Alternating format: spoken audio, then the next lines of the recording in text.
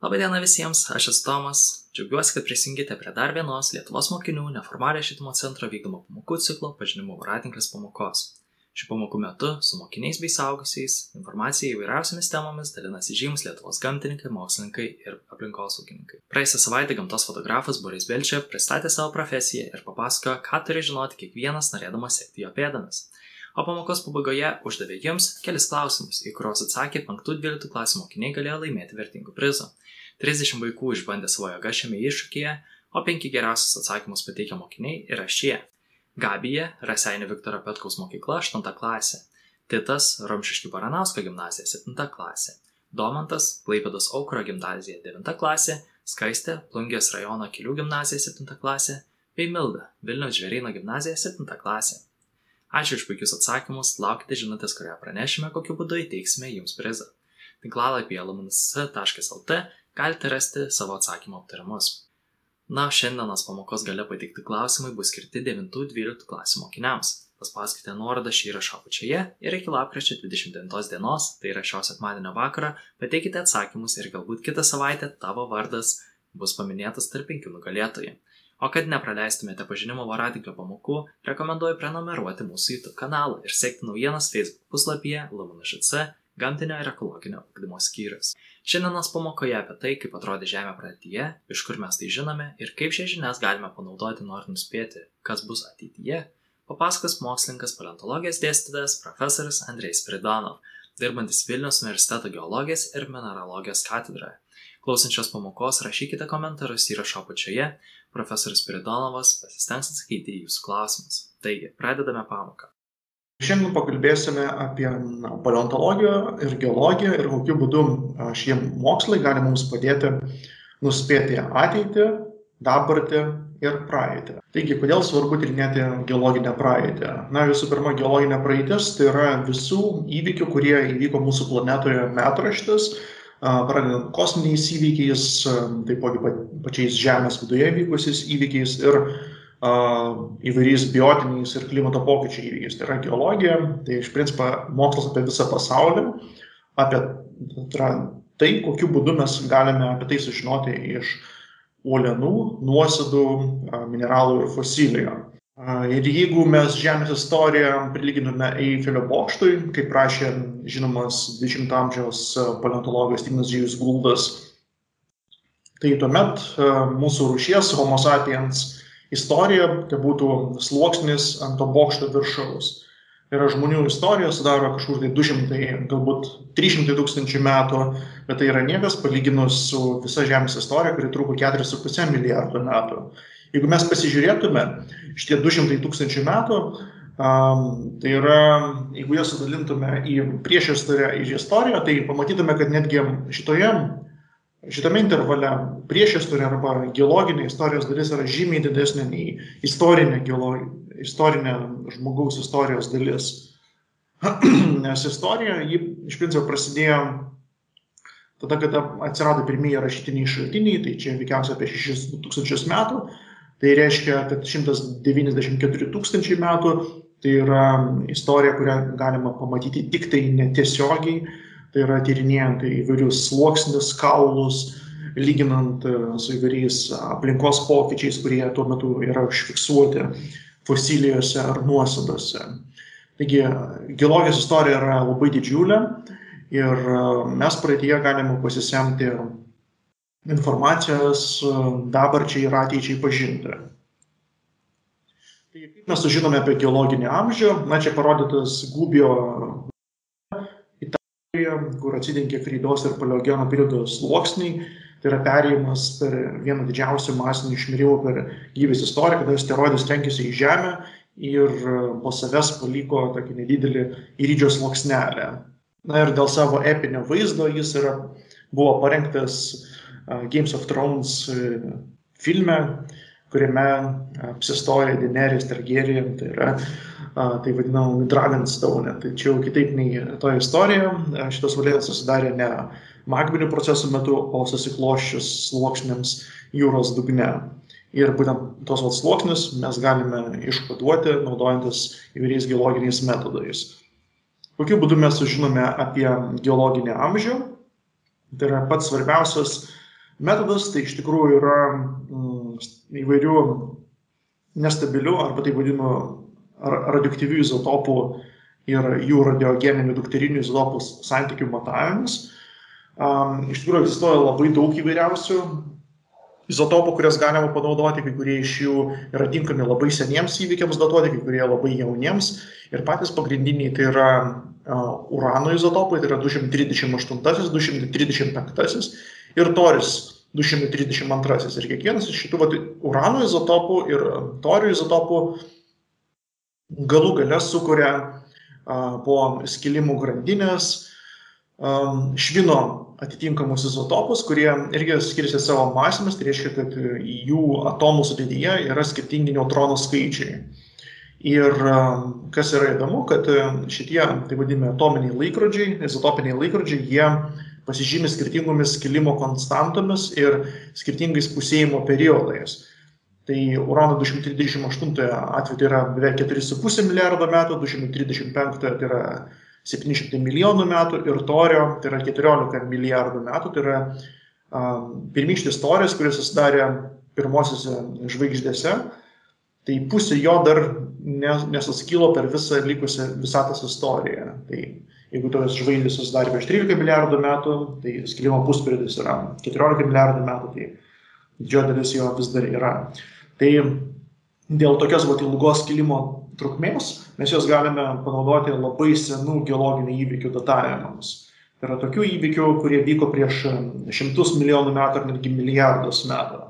Yra ir kitokie izotopai, čia kaip pavyzdžiui 14 anglis, kai kada jūs galite išgirsti, kad su 14 anglimi datuoja dinozaurus, bet iš tikrųjų dinozaurai gyveno žymiai seniau, tai yra prieš 10 milijonų metų, tuo tarpu radioaktyvioji anglis, jos pusėjimo periodas yra viso labo 5,5 tūkstančių metų. Tai reiškia, dinozaurai yra 1000 kartų senesni nei ribos, kur yra pritaikoma 14 anglis. 14 anglis dažniausiai taikoma istorinių įvairių radinių datavimo ir taipogi nesenos geologinės istorijos objektų datavimo. Tai čia, pavyzdžiui, kaip kokių nors kardadančių tigrų kaulų datavimo arba žmonių kaulų datavimus ir panašiai.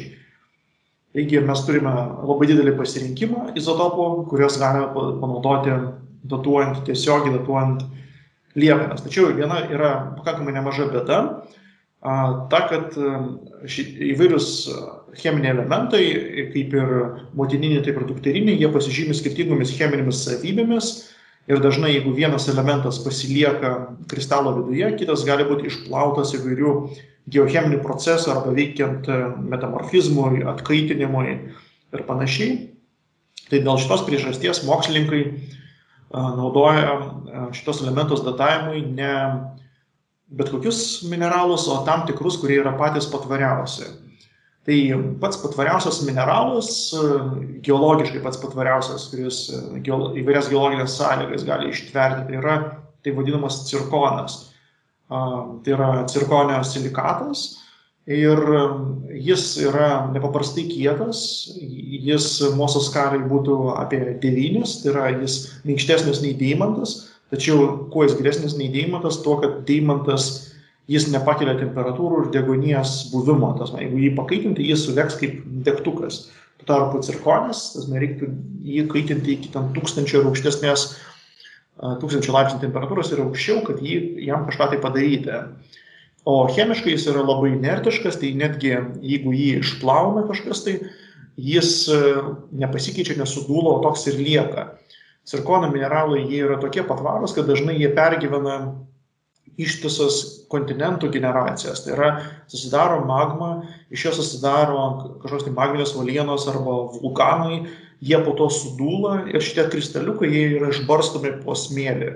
Po to tas smėlis yra palaidojamas, vėlgi patenka į aukštą temperatūrą, jis yra perlydomas, o šitie cirkoniuko kristalai jie išlieka ir dažniausiai jie apaugina dar papildomais sluoksniais. Tai kartais visą tokį geologinio ciklo, visą tokį ciklą gali išgyventi vienas kristaliukas. Ir yra žinoma, kad kai kurie kristalai, kurie šiaip jau jie auga koncentriškais apskritimais, tai yra ratukais magminėje kameroje, kad vidinė jos kristalo dalis gali būti senesnė nei išorinė dalis 100 milijonų metų. Tai reiškia, šitas kristaliukas pergyveno kelionę, kai susidarė kontinentas, jis suplyšo, po to susidarė vandenynas, po to tas suplėšytas kontinentas vėl grįžo atgal, vėl susiraukšlė, vėl yra perlydytas, o kristaliukas išlieka. Taigi, pagal šitų kristaliukų istorijos mes galime sužinoti labai ilgą jų istoriją ir taipogi sužinoti kontinentų, vandenynų ir įvairių sedimentacinių baseinų istorijas. Tai yra, mes galime sužinoti labai daug. Iš tikrųjų yra naudojama labai įvairius mineralus priklausomai nuo geologinių situacijų. Yra nuosėdinių uolienų įvairių mineralų, kurie naudojami datavimui. Ir bendru atveju mes turim pakankamai platų tokį arsenalą priemonių, kaip mes galime nustatyti absoliutų, taip vadinamą, geologinį amžių.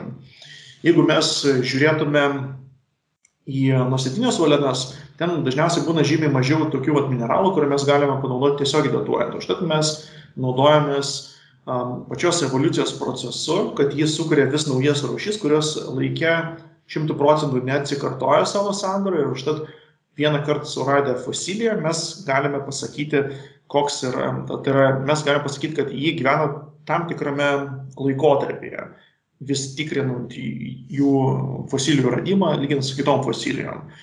Ir yra dar tokia, kaip sakant, toks terminas, kuris vadinasi vedančiosios fosilijos. Vedančiosios fosilijos, tai čia tokios fosilijos, kurios pasižymi tam tikromis savybėmis, kurios yra naudingos uolienų datavimui. Tai yra, visų pirma, jos turi būti labai gerai atpažįstamas, turi būti gerai skeletizuotas arba bendru atveju gerai išsilaikančios. Tai yra, turi turėti gerą išsilaikymo laipsnį, turi būti labai siauro geologinio paplitimo, tai yra siauro paplitimo laike, tam, kad mes galėtume pasakyti, čia ta fosilija, ir reiškia, čia yra duotas laikotarpis, nes kai kurie organizmai, kai kurios rūšys gali egzistuoti, pavyzdžiui, 100 000 metų, tuo tarpu kai kurios kitos gali 10 milijonų metų, tai yra jų gyvenimo trukmė, egzistavimo rūšių egzistavimo trukmė labai skiriasi. Tai mus domina tos rūšys, kurios gyvena trumpiausiai. Ir ketvirtas kriterijus tai yra jų platus geografinis paplitimas. Kuo plačiau yra jos paplitusios, tuo reiškia skirtingesnius geografinius regionus mes galime pritaikyti būtent štai šitos žinias apie šitos fosilijos radimą. Jeigu mes, pavyzdžiui, surandame kažkokį kaip šitas trilobitą kur nors Europoje ir surandam, kad Europoje jis gyvena duotame laikotarpyje, tarkim, tarp 420 ir 420 milijonų metų, ir mes surandame šitą trilobitą kur nors Australijoje, mes galime pasakyti, kad tos uolienos yra 421 milijonų metų. Yra lygiai tokios pačios kaip ir uolienos susidariusios Europoje. Tas pats yra ir su kitomis, tai vadinamas vedančiosiomis arba indeksinėmis fosilijomis. Na, čia parodytas yra amonitas ir amonitai yra labiausiai naudojami biostratigrafijai, tai yra mokslas, kuris naudoja jas uolienų amžiaus nustatymui mezozojos eroje, tai yra laikotarpį tarp 250 ir 65 kažkur tai milijonų metų. Na ir kada mes išnagrinėjame daugybę geologinių pjūvių ir sustatome, kas po ko ėjo, tai yra kokios rūšys išnykdavo, kokios atsirasdavo, mes galime sudaryti taip vadinamas biostratigrafinės lenteles, kuriuose yra parodyta, kokia yra rūšių trukmė. O čia skaičiukas parodytas taip vadinamas biozonas, tai yra būdingųjų fosilijų egzistavimo laikotarpiai. Ir kartais ten egzistuoja ne tik ta fosilija, bet dažnai būna ir įvairiausių kitų organizmų. Ir štai mes sakome, kad tai biozonai yra būdingos tokios ir tokios fosilijos. Ir šitas principas jis paremtas tuo, kad pirminio klostymosi principą. Tai reiškia, kad tie sluoksniai, kurie yra žemiau, jie yra senesni nei tie, kurie yra aukščiau, nes jie susiklostė vėlesniais laikotarpiais. Ir būtent pagal šitą superpozicijos principą mes sustatome santykinio laiko vienetus arba biozonas. Ir jeigu, pavyzdžiui, mes surandame kažkokį tai vulkaninį sluoksnį vienoje arba kitoje biozonai, mes galime tada jau kur kas tiksliau pasakyti duotas biozonos amžių jau konkrečiai metų. Ir jeigu mes kažkur tai vienoje vietovėje nustatome absoliutų amžių, tai mes žinome, kad tas pats amžius turėtų galioti ir visom kitom tos pačios rūšies fosilijom visur pasaulyje. Užtat mes neprivalome datuoti būtent radiogeniškai kiekvienos atskiros fosilijos, o tiesiog mes galime ją pasižiūrėti, atpažinti pagal bruožus, kokiai rūšiai priklauso, ir būtent tas rūšies pavadinimas, jis mums pasako, kiek milijonų metų atgal egzistavo būtent duota rūšis. Tai čia yra antrasis datavimo metodas.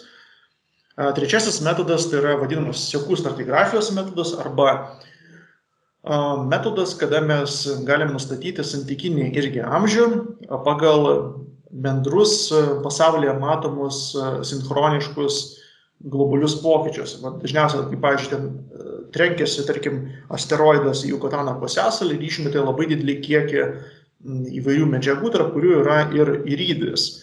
Ir būtent tas irydžio praturtintas sluoksnelis, jis yra surandamas visame pasaulyje ir jis yra labai mažas, labai tikslus ir mes galim pasakyti, kad šitas sluoksnis turi tokį pat amžių kaip ir sluoksnis, pavyzdžiui, Meksikoje arba Danijoje arba Australijoje. Ne milijono metų tikslumu, bet veikiausiai 1000 metų tikslumu mes galime pasakyti, kad čia yra tas pats sluoksnis. Panašiai veikia ir sinchronizavimas pagal aplinkos pokyčius. Na, čia kaip mes galime pamatyti, čia, pavyzdžiui, parodytas vandens gylis, kaip keitėsi. T, tai čia parodytas transgresijos, tai yra jūros lygio pakilimai. R, tai čia reiškia regresijos. Ir jeigu mes matome, kad atsikartoja lygiai tokie patys kiekybiniai ritmai vienoje vietovėje ir kitoje vietovėje, tai dažniausiai parodo, kad veikiausiai tas pats globalus veiksnys, pavyzdžiui, ledynų tirpimas arba susidarimas, nulemdavo panašų aplinkos sąlygų pokytį. Ir dažniausiai tas pokytis atsispindėdavo įvairiose mikroorganizmų santykiuose, cistose įvairių planktoninių organizmų ir taipogi klimato pobūdyje. Pavyzdžiui, galėdavo būti arba sausas, arba drėgnas tas klimatas ir tas sausumas ir drėgnumas, jį galima išskaičiuoti pagal įvairius mineralus, pavyzdžiui, molio mineralus arba molio mineralų ir kažkokių tai detritinių mineralų santykiai ir panašiai. Tai čia yra santykinio laiko nustatymas pagal trendus arba pagal tam tikrus globalius įvykius. Ir lokaliame mastelėje mes galime amžių nustatyti naudodamiesi pačių uolienų bendra sudėtimi ir forma. Tai čia taip vadinamas litostratigrafija. Litos tai čia reiškia akmuo. Tai yra stratigrafija, kuri remiasi būtent uolienos sandara, tai yra jos bendraisiais bruožais. Tačiau šitas metodas jis galioja tik tai santykinai nedideliuose regionuose, maksimum kontinentų dydžio regionuose, nes visame pasaulyje vienodos geologijos nebūna ir visame pasaulyje tokio pat klimato niekad nebūdavo. Tai yra, jis vis tiek varijuodavo iš vienos vietos lyginant su kita. Tačiau lokaliai arba regioniškai mes tą koreliaciją arba sugretinimo geologinių pjūvių galime atlikti. Čia parodytas vienas iš tokių pavyzdžių, tai yra senojo raudonojo smiltainio pavyzdys. Senasis raudonasis smiltainis susidarė Devono periode ir pirmą kartą aprašytas Anglijoje, bendrai Didžiojoje Britanijoje. Čia parodytas Atlanto vandenyno pakraštys ir čia mes matome suraukšlėtus sluoksnius raudonos spalvos. Ir kas yra įdomu, kad tokie patys suraukšlėti ir tokie patys raudoni sluoksniai yra surandami Lietuvoje, čia, pavyzdžiui, prie Ukmergės, jie yra surandami ir Rusijoje, Ukrainoje, Vokietijoje, tai yra visoje Europoje, bet ir taipogi Šiaurės Amerikoje. Ir kodėl taip yra?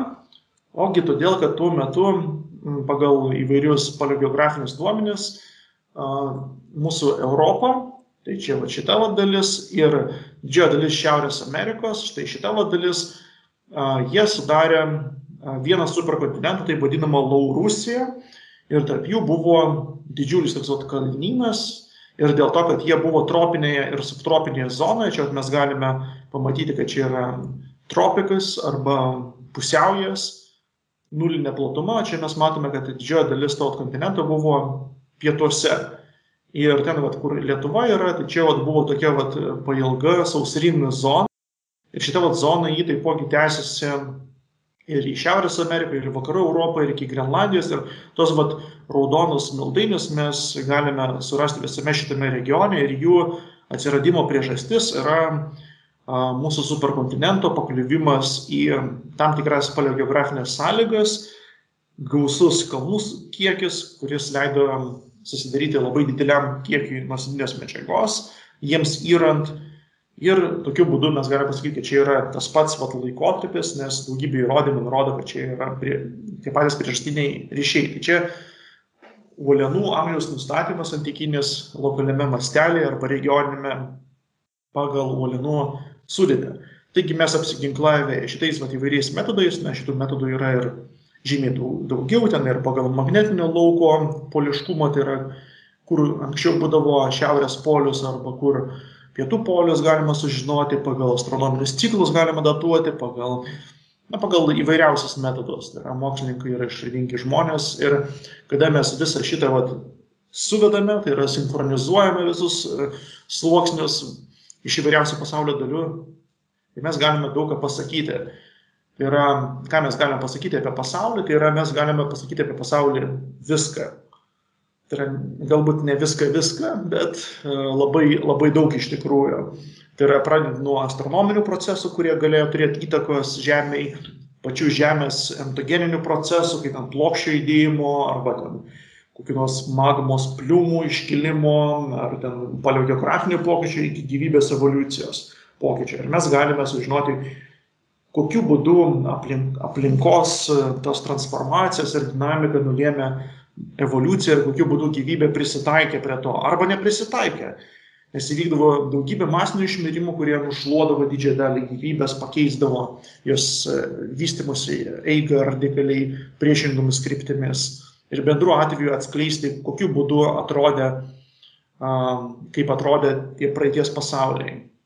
Na, čia kaip pavyzdys yra parodytas į milžinišką briedį, panašus Sivateras, kuris yra šiuolaikinių žirafų giminaitis. Tai jeigu mes nueisime į praeitį, mes pamatysime, kad praeities gyvybė, kuo toliau į praeitį einame, vis egzotiškiau atrodo ir tarsi mums suteikia kontekstą, kaip mes galime suprasti šiuolaikinę gyvybę. Tai yra, šiuolaikinė gyvybė yra kontekstualizuota praeities gyvybės.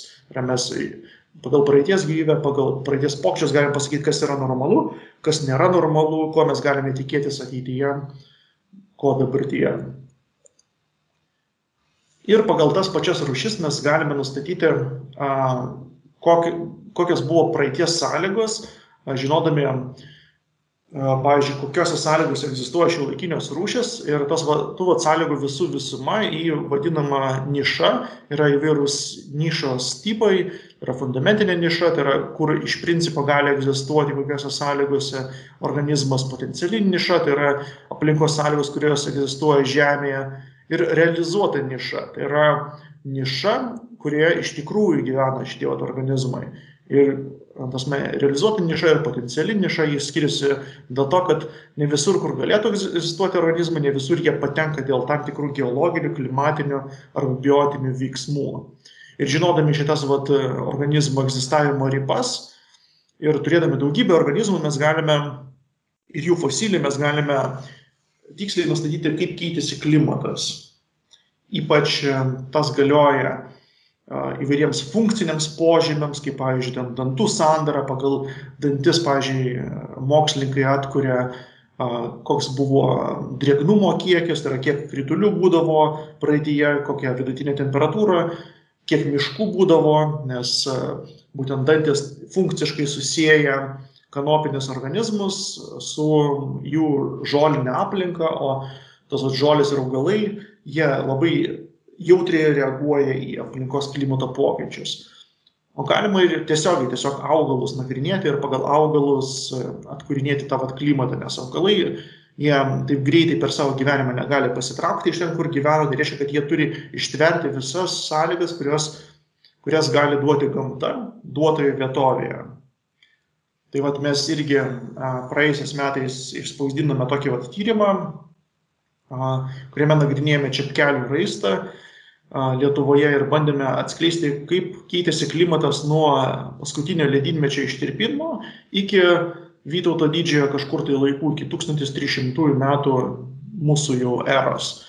ir studijų arba tyrimo objektas buvo Čepkelių raistas. Kodėl jis ten buvo pasirinktas, nes jis mažiausiai paveiktas žmonių iš Lietuvos didžiųjų pelkių ir užtat labai gerai išlaiko, tai yra senovinius archyvus, geologinius archyvus, tai yra sluoksnius. Ir iš tų sluoksnių paėmus pavyzdžius, kas 1-2 cm, galime labai tiksliai pasakyti, kaip keitėsi praeityje sąlygos, pagal tai, kokiu būdu keitėsi augalijos sudėtis. Ir ką mes nustatėme, kad iš tikrųjų Lietuvoje aplinkos pokyčiai buvo labai panašus į globalius pokyčius. Tai čia jūs galite pamatyti dvi kreivės. Ta kreivė parodo globalų vidurkinį signalą. Jūs matote, kad po ledynmečio labai staigiai temperatūra pakilo, per kokį 1000 metų keliais laipsniais pasikeitė ir mes perėjome iš ledynmečio būsenos į žymiai karštesnę tarp ledynmečio būseną. Lietuvoje šitas pokytis įvyko žymiai lėčiau. Galvojama dėl to, tas įvyko, kad paskutinieji ledynai buvo arti mūsų Skandinavijoje ir jie galų gale kažkur tai prieš 8000 metų visiškai ištirpo ir kai ištirpo jau nebešaldė mūsų oro regioniškai ir tada jis tapo tokiu pačiu šiltu kaip ir visame likusiame pasaulyje. Ir tada jau buvo taip vadinamas holoceno termalinis maksimumas, kada jau pradėjo vystyti pirmosios civilizacijos, tada klimatas buvo optimalus žmonių egzistavimo ir tas galvojama paskatino žmonijos vystymąsi. Na ir per paskutinius kažkur tai 5-4 tūkstančius metų mes atgal pradedame eiti į ledynmetį ir mes toliau eitume, jeigu ne žmonių sukeltas antropogeninis šilimas. Ir kas įdomu, kad mes netgi lietuviškame tame metraštyje mes galime netgi pamatyti įvairius įvykius 1000 metų, kelių šimtų metų trukmės. Čia, kaip pavyzdžiui, mes matome romėnų klimatinis optimas globalioje kreivėje. Čia irgi Lietuvoje galim pamatyti romėnų klimatinis optimas, kada buvo šilta, išsivystė Romos imperija, po to pradėjo šalti su maistu, su aplinkiniais santykiais pasidarė blogai ir tada prasidėjo tamsieji amžiai. Na ir čia prasideda taip vadinamas vėlyvųjų viduramžių klimatinis irgi optimas, antrasis optimas, kada irgi buvo pakankamai šiltas laikotarpis, vėlgi civilizacija pradėjo klestėti ir tada būtent tame vėlyvųjų viduramžių laikotarpyje atsirado būtent šiuolaikinės visuomenės metmenės, galima sakyti, ir civilizacija pradėjo vystytis eksponentiniu greičiu. Taigi, kaip mes galime pamatyti, šitie klimatiniai pokyčiai ir atvirkščiai klimatinis stabilumas, jis daugeliu atžvilgių yra nulemintis faktorius būtent mūsų civilizacijos vystymėse.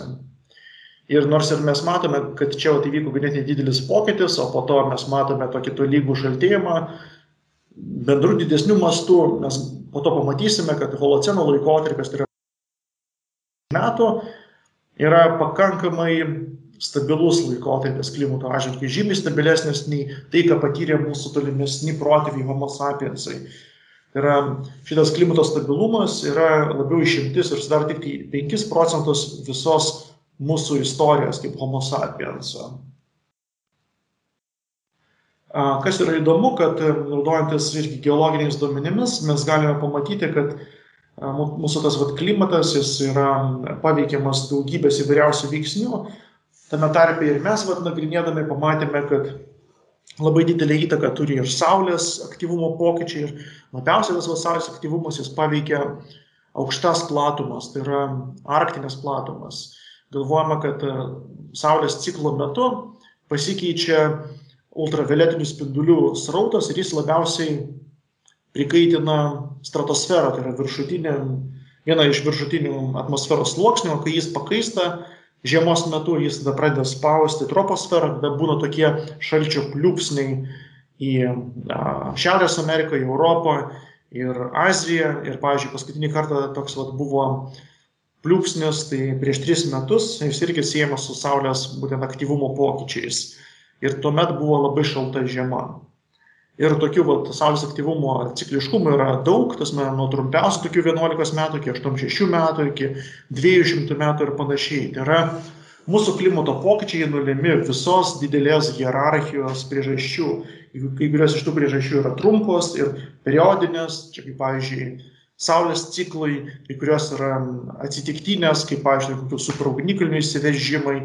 Yra ir dar ilgesnių įvairių pokyčių, kurie yra sukelti kontinentų judėjimo, mantijos degazacijos ir atmosferos sudėties pokyčių ilguose laiko masteliuose. Na ir prie visų šitų veiksnių per paskutinius porą tūkstančių metų prisidėjo dar ir žmogus. Ir jeigu mes pasižiūrėtume vieną iš tokių pavyzdžių, kokiu būdu mes galime biologiją geriau pažinti naudojantis geologiją, tai yra populiacijų ciklų nagrinėjimas. Čia parodytas populiacijų ciklas, kada susieti yra triušiai arba zuikiai, kurie svyruoja periodiškai jų populiacijos ir taipogi lūšis, kurios jas medžioja. Ir anksčiau galvota, kad čia yra puikus pavyzdys, kad lūšis reguliuoja triušių populiacijas, nes kai padidėjo triušių, po to padidėjo lūšių padidėjo, tada jas išmedžiojo triušės ir tada triušių sumažėjo. Bet iš tikrųjų, kaip parodė tyrimai, kad abu šitie cikliškumai iš tikrųjų nulėmė Saulės ciklų, kurie nulėmė temperatūros kaitą žiemos metu ir tiesiog, kai būna atšiauresnės žiemos, tada nebelieka maisto triušiams, jie masiškai numiršta, kaip pavyzdžiui šito ciklo metu, ir po jų iškart pradeda su mažu atsilikimu mirti ir lūšis. Ir kas yra įdomu, kad šitas dėsningumas periodinis jis matomas tik tai šitoje Amerikos dalyje, kur yra stebimi tie 11 metų ciklai susijęs su Saulės aktyvumu. Tuo tarpu ir šiltuose regionuose, kur tas poliarinis poveikis neegzistuoja, ten neegzistuoja ir šitų 11 metų ciklo, nors gyvūnai yra tie patys. Ir svyravimai čia yra chaotiški. Tai reiškia, kad triušius su lūšimis sinchronizuoja būtent Saulės aktyvumas, tai yra heliofiziniai procesai, kurias galime nustatyti būtent nagrinėjant ilgalaikius geologijos metraščius. Ir tokių pavyzdžių galima surasti daugybę geologijoje. Ir geologija, aišku, nagrinėja ne tik tokius trumpus laiko mastelius, kur mes nagrinėjame, tai yra kur dešimtmečiai ir galbūt keliolika tūkstančių metų, bet geologija nagrinėja visus laiko mastelius. Tai yra visus veiksmus nuo sekundžių iki milijardų metų. Ir čia mes matome kaip tiek Žemės klimato pokyčius. Čia parodytas laikas milijonais metų prieš dabartį, mes esame čia ties nuliu ir mes matome, kad temperatūra bėgant laikui per paskutinius 66 milijonus metų patyrė daug įvairiausių pokyčių, bet jeigu bendrai paėmus, visi šitie pokyčiai nulemdavo ilgalaikį šaltėjimą. Ir mes dabar esame šalčiausiame laikotarpyje per paskutinius 66 milijonus metų. Na, jeigu vidutiniškai paėmus milijoną metų mastelėje. Dabartinė mūsų temperatūra yra normalizuota čia ties nuliu, tačiau mes matome, kad praeityje tavo temperatūra galėjo būti 12, netgi kai kuriais atvejais, kaip pavyzdžiui, štai šito paleoceno termalinio maksimum metu, net 20 ar 22 net laipsniais aukštesnė. Ir kad mes įsivaizduotume, ką tai reiškia, temperatūros pakilimas 2 laipsniais gali padaryti mūsų biosferą radikaliai skirtingą, tai yra žymiai karštesnė, negyvenama pusė žmonių, tai yra gali sukelti labai didelį tokį temperatūrinį ir biotinį stresą mūsų civilizacijai ir biotai. Tačiau bėgant laikui visą šitą biotą jį prisitaikydavo prie šitų pokyčių, kai kada įvykdavo išmirimai, kaip pavyzdžiui pereinant į tokį šaltesnę būseną, tai vadinama. Tai yra įvykus Antarktidos apledėjimui, tada irgi įvyko pakankamai nemažas išmirimas. Tie išmirimai įvyko ir mioceno laikotarpyje, viduriniame miocene, kada įvyko pašaltėjimas. Ir taipogi dabar vyksta įvairūs išmirimai, kada mūsų biota yra alinama tokių didžiulių ledynmečio tarp ledynmečio ciklų. Tai šitie pasvyravimai aukšto dažnio, kuris čia gali pamatyti, čia ne šiaip kažkoks triukšmas, čia ne dienų svyravimai, čia yra 100 000 metų svyravimai, kurie yra susijęs su ledynų atėjimu ir jų subliuškimu. Ir jūs galite pamatyti, kad mūsų klimatinė istorija yra labai sudėtinga, dinamiška, nestacionari ir reikalaujanti labai gilių žinių iš daugybės mokslo. O čia mes priartiname paskutinius 3,5 milijonus metų. Čia jau daugmaž būtų štai šitas laiko tarpėlis. Ir jeigu mes jį dar priartiname, pamatytume, kad tas sudėtingas vaizdas vis dar tęsiasi. Tai yra, netgi tokiame santykinai trumpame laikotarpyje mes matome daugybę įvairiausių pokyčių. Na, kitaip nei prieš tai buvusioje skaidrėje, pas mus čia laikas eina iš dešinės į kairę. Čia prasideda, čia baigėsi, čia prasideda, čia baigėsi. Čia yra 3,5 milijonai metų. Čia 1,8, čia toliau prasitęsia 1,8 ir iki milijono metų. Ir dabartis yra būtent šitas pikas, tai yra dabartinis tarpledynmetis arba taip vadinamas holocenas, holoceno epocha. Bet jūs kaip galite pamatyti, tų tarpledynmečių buvo daugiau, bet jie santykinai yra trumpesni nei ledynmečiai. Ir ledynmečiai yra labai ilgi ir jie pasižymi tuo, kad jų metu dažniausiai vis labiau šaltėja, kol tam tikros astronominių veiksnių sąveikos nenulėmė tai, kad pradeda labai staigiai karštėti ir mes turime labai staigų per kelis tūkstančius metų didžiosios dalies Žemės ledynų nutirpimą. Ir per šitą taip vadinamą pleistoceno laikotarpį vyko du perėjimai. Tai yra vienas perėjimas, kada prasidėjo 40 tūkstančių metų ledynai, kurie buvo silpnesni. Ir po to įvyko antras perėjimas kažkur tai tarp 1 800 000 metų. Tai yra perėjimas iš 40 tūkstančių metų ciklų į 100 tūkstančių metų ciklus, į didžiuosios milžiniškus ledynus, kuriuos patiria būtent mūsų Žemė. Na ir bendru atveju mes galim pamatyti, ant kiek nestabili klimatinė situacija buvo per paskutinį milijoną metų. Ir dabartinės sąlygos, arba sąlygos artimos dabartiniams, jos yra labiau išimtis nei taisyklė.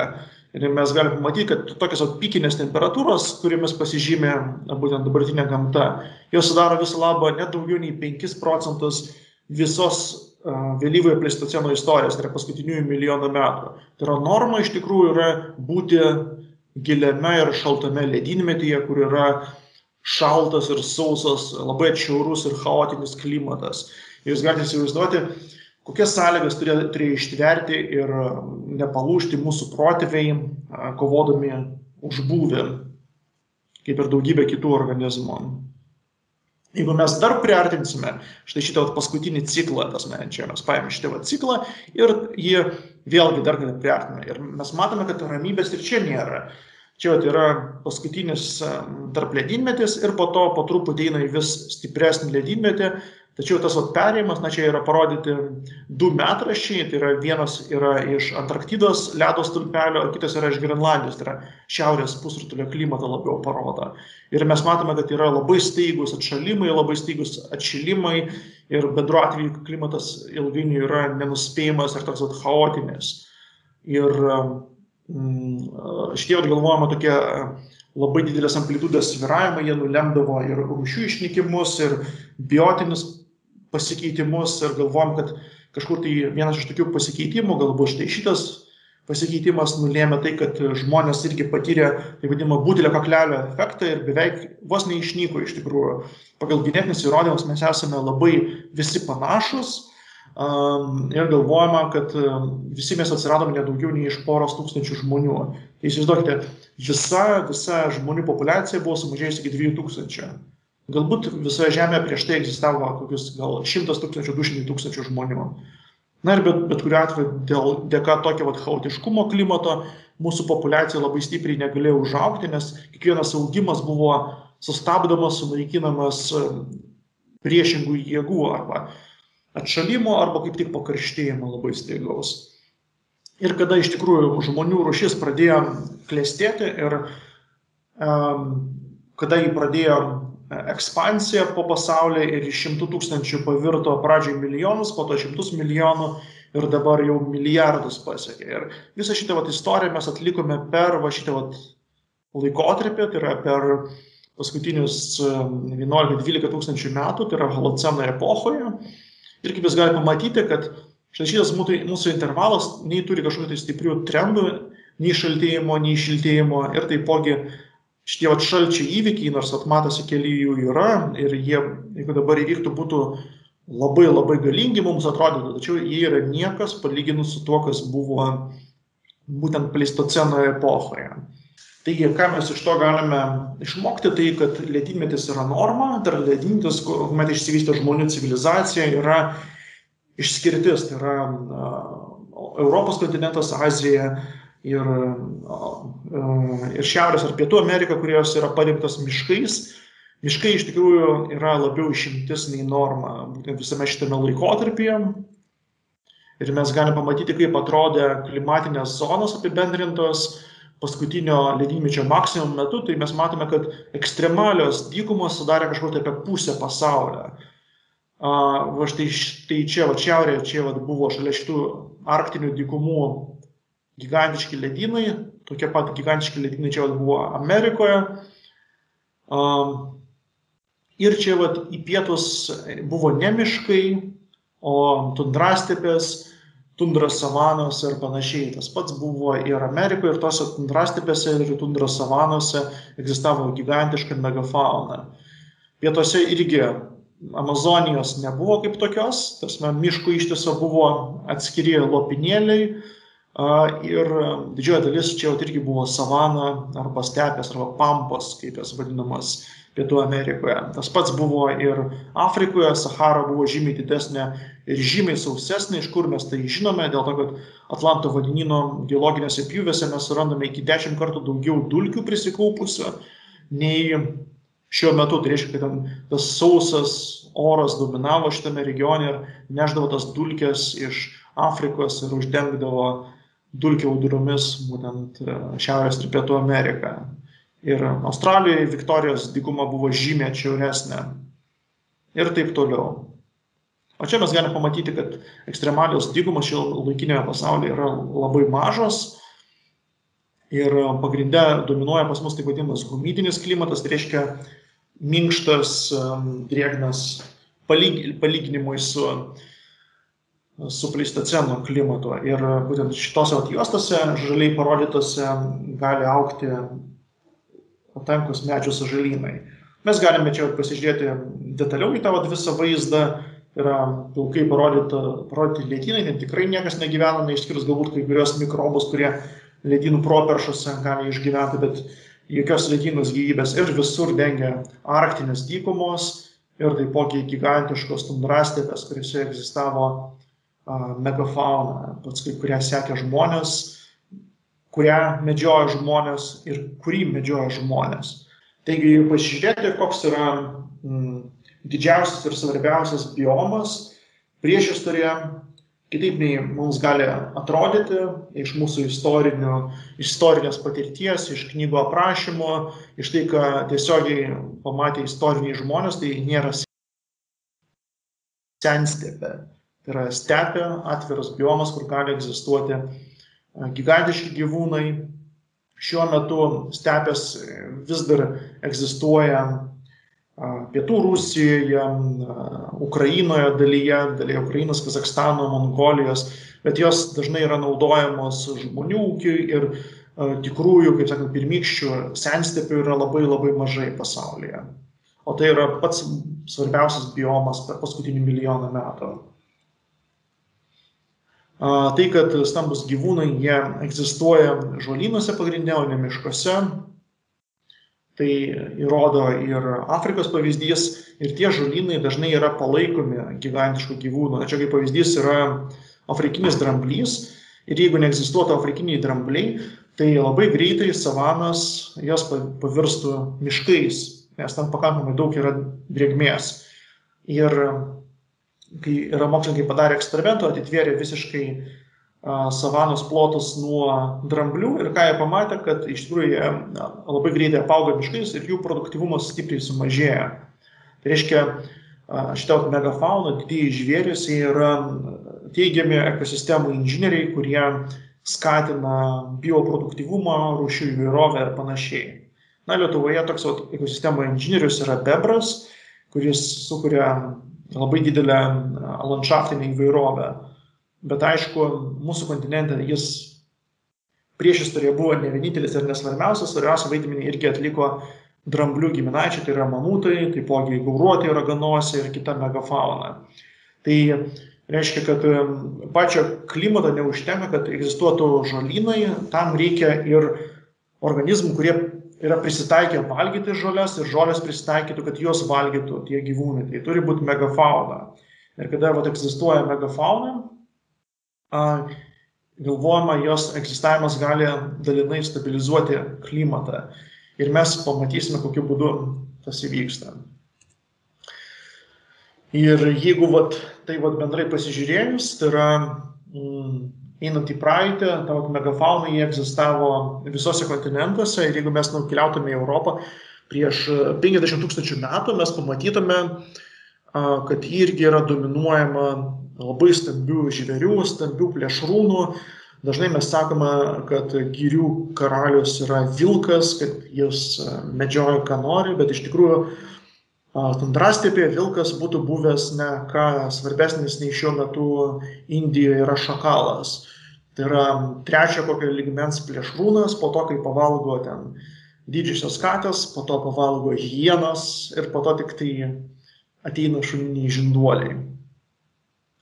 Ir būtent šitą įvairaus dydžio megažolėdžių ir megaplėšrūnų pusiausvyrą jie būtent suteikia galimybės egzistuoti labai produktyvioms ekosistemoms, kurias galvojam, kad 100 kartų yra produktyvesnės nei dabartinės tundros.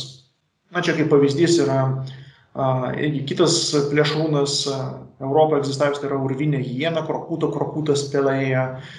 Tai yra mūsų dabartinės dėmėtosios hienos giminaitė. Tai yra priklauso tai pačiai rūšiai, bet kitam porūšiai. Jie buvo labiau prisitaikiusi gyventi šiaurėje ir taipogi buvo stambesnė. Ir iš tikrųjų jos gyvendavo urvuose, nes ir šiuolaikinės hienos gyvena urvuose, pačios netgi kartais išsikasa. Ir būtent Europoje tuo metu dominavo kaip pagrindiniai plėšrūnai, tai yra didžiosios katės plus hienos, lygiai taip pat kaip ir Afrikoje. Na ir pagrindinis pats plėšrūnas tai buvo urvinis liūtas, kuris buvo didesnis už dabartinį liūtą, svėrė apie 300, galbūt 400 kg ir medžiojo, ką norėjo iš tikrųjų, tai yra visus žinduolius, tai yra didesnius nei saigos antilopė.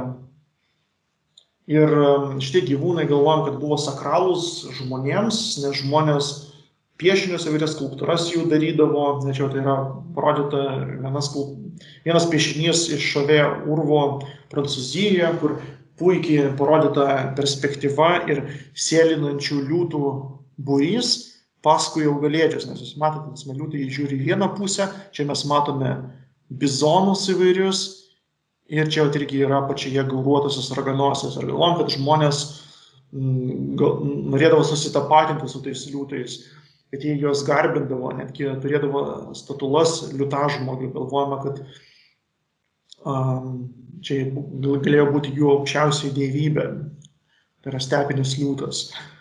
Ir tas pats stepinis liūtas, iš tikrųjų, jis nėra tas pats, kas dabartinis liūtas, nelabiau nei, tai yra pagal analogiją mes galėtume sakyti, panašiai čia kaip yra kaip su zebromis. Nėra tokios arklių rūšies kaip zebra. Zebromis yra vadinama keletą arklių rūšių. Tai panašiai liūtais yra vadinama keletas kačių rūšių. Iš tų visų rūšių išlikusi tik tai pantera leo, tai yra afrikinis liūtas arba afrazinis liūtas. Tuo tarpu stepinis liūtas yra išnykęs kaip ir išnykęs amerikinis liūtas. Na, čia kaip jis atrodė ir panašiai kaip ir gepardai. Mes tai žinome iš žmonių piešinių skirtingų, kad jie turėjo tokį savotišką dryžį prie akių, kuris padėdavo jiems geriau matyti, absorbuodamas saulės spindulius, kurie neatsispindėdavo į akių rainelę. Ir tai parodo, kad jie veikiausiai buvo dieniniai plėšrūnai. Kitaip nei dauguma dabartinių liūtų, tai yra medžioja jie dažniausiai naktį, kitaip nei National Geographic rodom. Ir kas dar įdomu, kad jie neturėdavo karčių, galbūt jų elgesys buvo šiek tiek kitoks nei dabartinių liūtų, galbūt jie labiau klajojantis buvo, kas ir logiška, nes šiaurės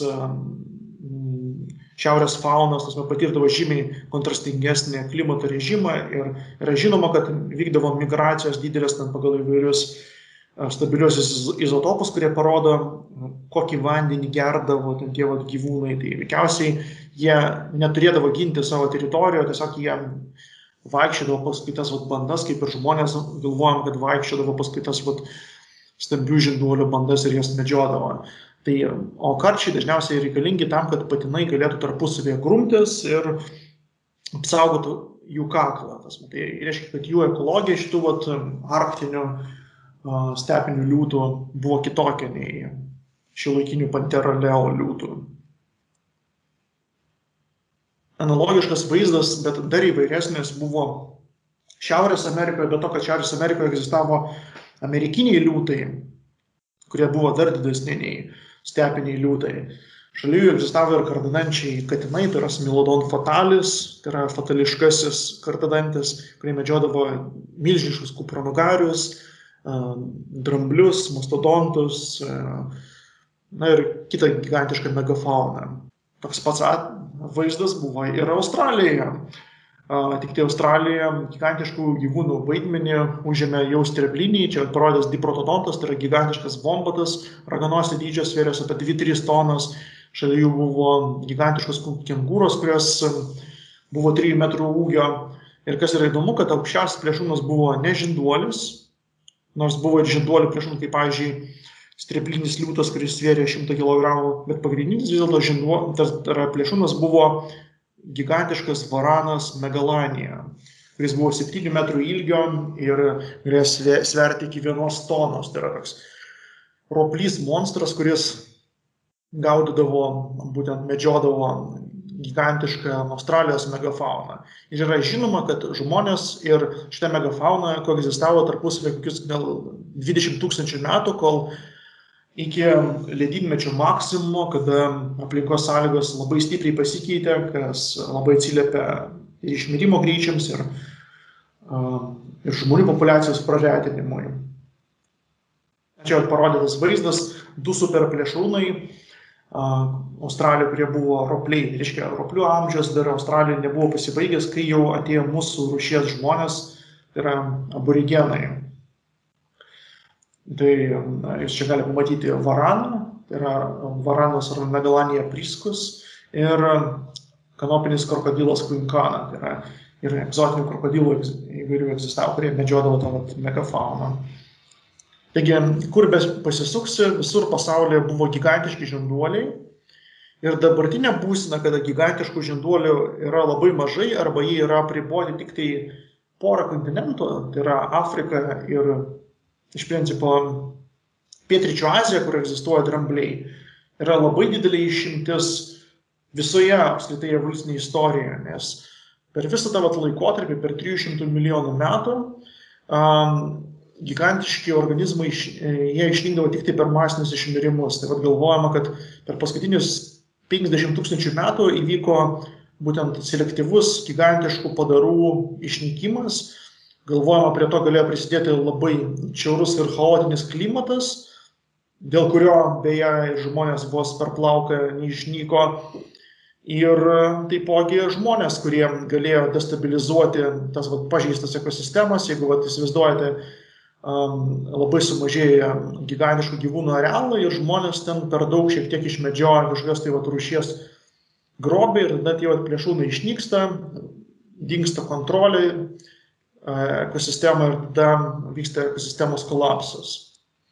Koks yra mastas to išnykimo? Iš tikrųjų labai didelis. Čia jūs galite pamatyti įvairias žinduolių grupės pagal jų dydį. Tai yra plėšrūnai, kurie didesni už 100 kg, plėšrūnai, kurie yra tarp 21 ir 99 kg, ir augalėdžiai, kurie didesni už toną, ir augalėdžiai, kurie yra nuo 5 tonos.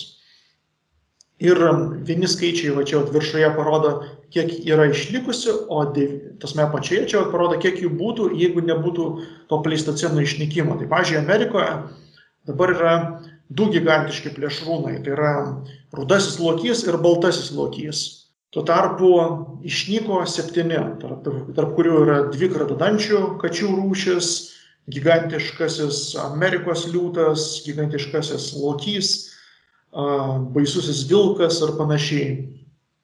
Tas pats yra ir Europoje, yra išlikus tik tai viena rūšis, tai yra rudasis lokys, nors ten tų rūšių, kaip jūs matėte, daugiau buvo, tai pavyzdžiui, ten durklaudantis katės, tai yra homoterai, Eurazijos stepiniai liūtai ir panašiai.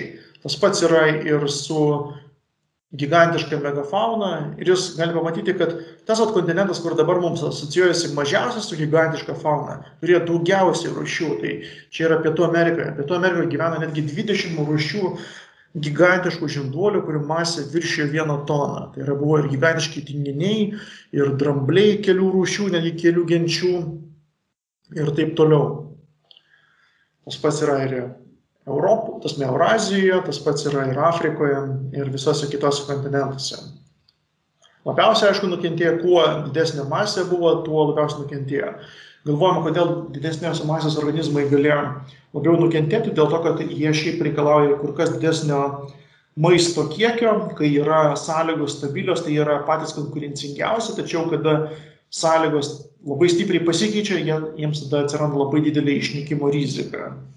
Na, taigi pasižiūrėkime į tą klimato kitimą, tai mes galime pamatyti, kad tie pokyčiai buvo labai atšiaurus ir paskutinį smūgį davė būtent tas vėlyvojo Driaso atšalimas, kur mokslininkai galvoja, kad gali būti įvairios priežastys, gali būti, kad kometos smūgis tuo metu įvyko, nes ir žmonių tam tikras išnykimas vyko, tas metu yra įvairių populiacijų, bet kuriuo atveju tuo metu įvyko pakankamai didelis atšalimas.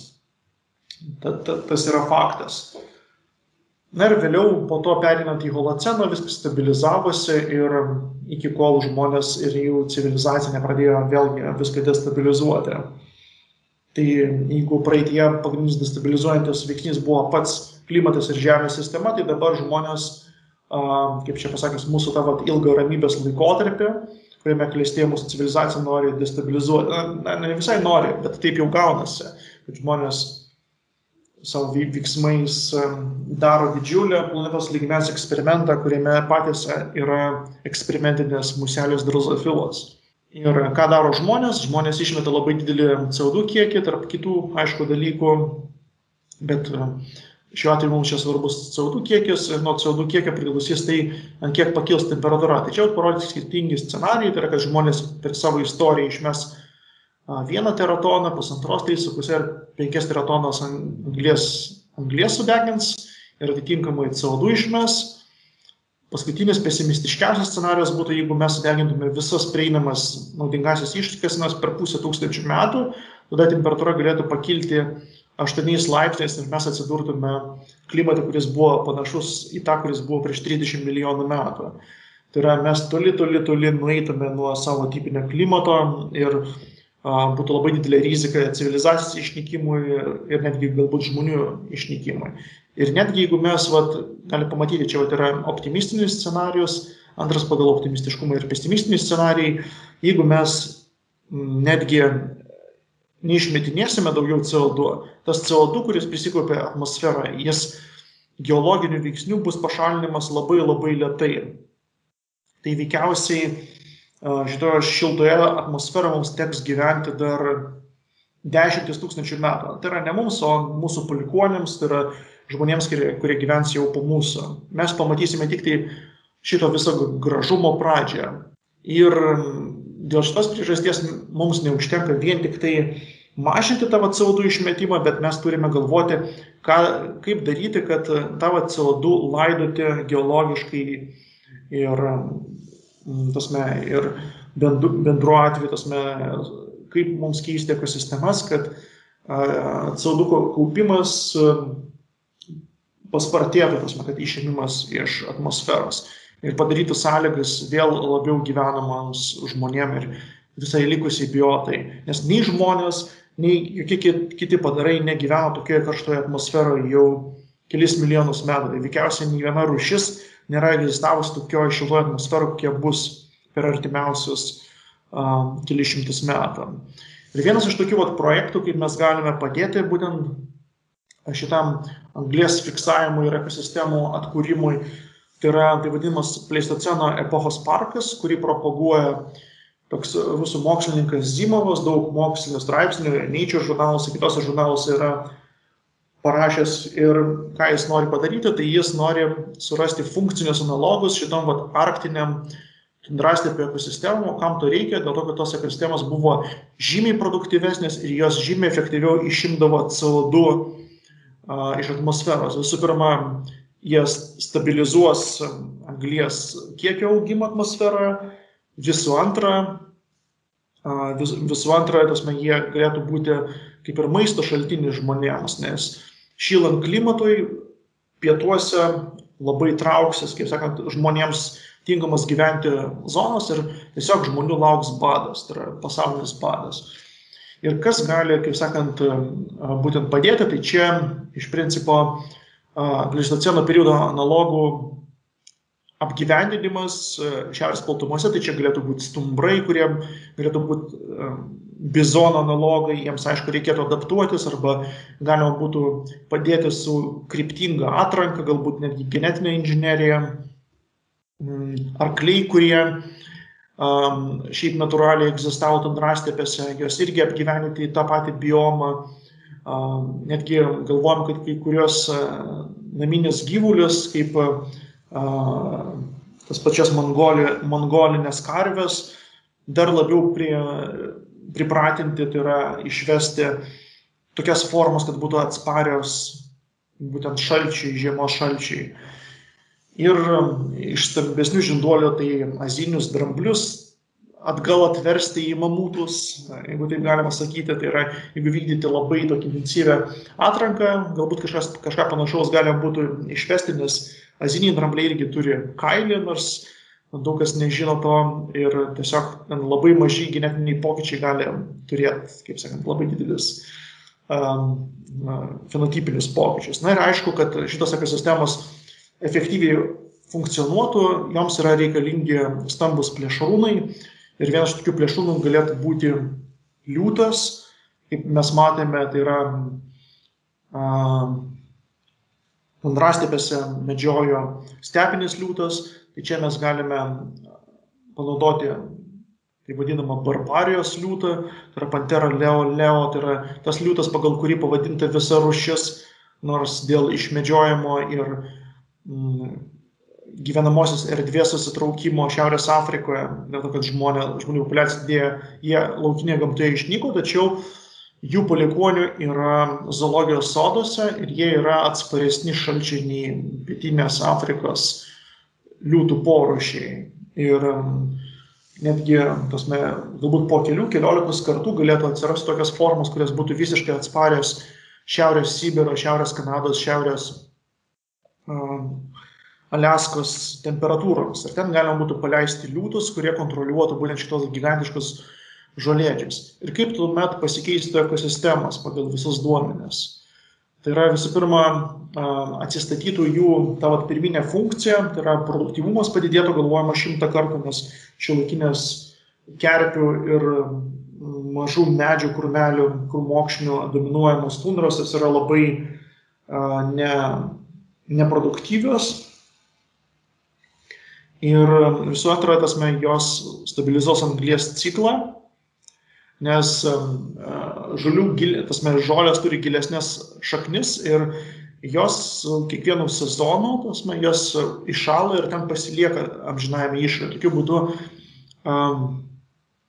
augalai, jie perneša anglį į įšalą, į amžiną įšalą. Tada tokiu būdu tiesiogiai išima anglį ir anglies dioksidą iš apyvartos. Kitas dalykas yra tas, kad stambus skambantis žinduoliai, jie išjudina sniegą ir tada gaunasi, kad įšalas būna gilesnis žiemą, nes dažniausiai sniegas veikia kaip pagalvė ir jeigu, pavyzdžiui, per vasarą prišyla ir po to uždengia sniegas ir tada ten, pavyzdžiui, atitirpusi žemė, jį gali ištikti per visą žiemą arba neiššalti tiek, kiek galėtų iššalti ir po to sekančią vasarą greičiau atšyla ir vėlgi vyksta visokie metaboliniai procesai ir CO2 yra grąžinamas atmosferą.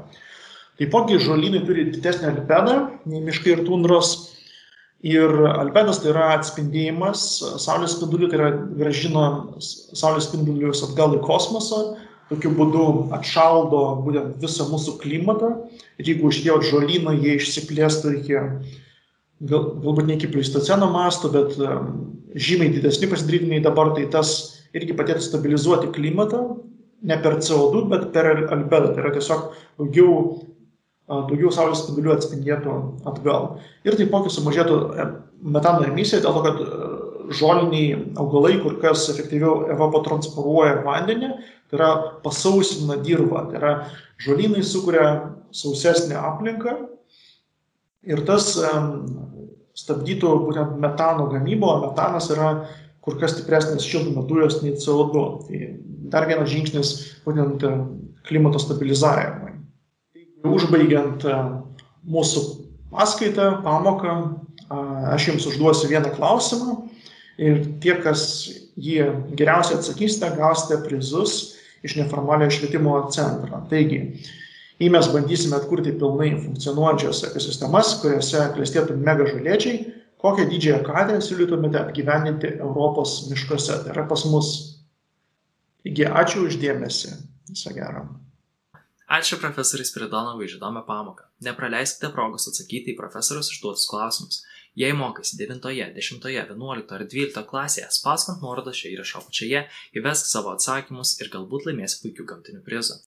5 teisingiausių atsakymų autoriai kitos savaitės pažinimo voratinklio pamokoje bus paskelbti nugalėtojais. Ačiū, kad žiūrėjote, iki susitikimo kitos savaitės pažinimo voratinklio pamokoje.